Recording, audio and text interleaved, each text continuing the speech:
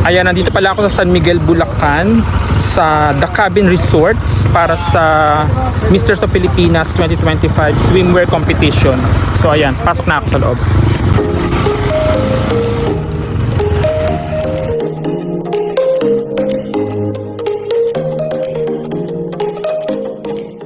Register lang. Pero yan, The Cabin Resorts. So ayan, nakapag-register na ako. Akala ko, sabi nila 4 o'clock mag-i-start pero mukhang madidelay daw ng konti. Siguro mga 6 o'clock. Yun ang sabi nung sa may registration namin. So ito yung resort. Ikot ko lang ha.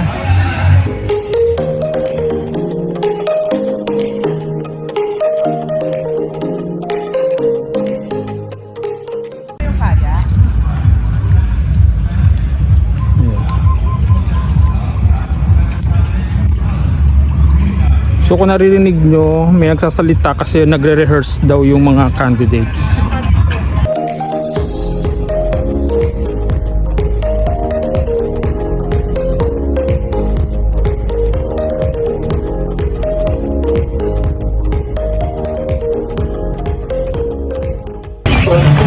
Ay, mga pageant dyan, mga pang male pageant si Maui. Ayan. Check lang natin yung paligid nitong resort.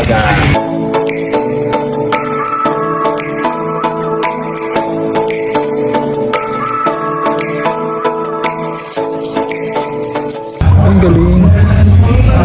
So yan. Kunin mo itong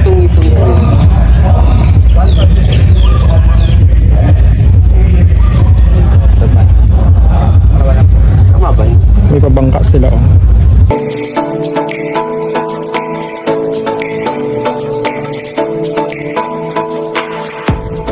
Pagkatapos ay nakita na namin ang mga kandidato na katatapos lang sa rehearsals. Kakatapos lang yung mga rehearsals. JC! Hello po. Ayan, papasok na kami sa mismong venue kung saan gaganapin ang swimmer competition ng Misters of Filipinas 2025. Tara silipin natin ang loob. So restaurant pala to, itong part na to. Pero mayroon siyang pool. Ayan.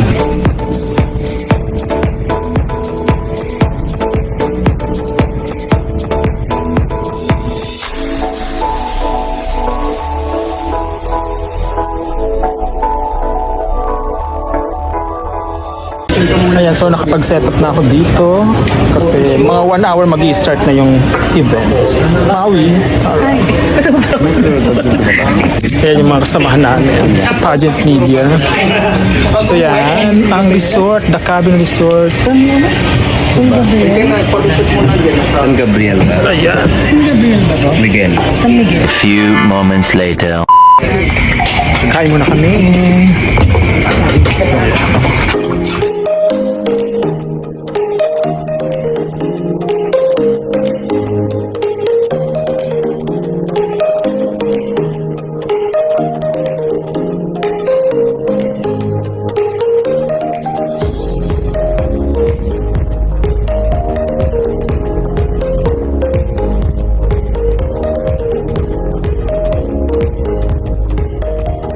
Pagkatapos namin kumain ay nagumpisa na ang competition. Unang lumabas ang mga kandidato para sa swimwear competition.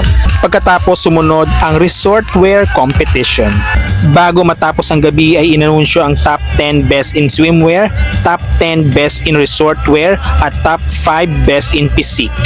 Pagkatapos ng event ay umuwi na kami at bumalik na ng Maynila.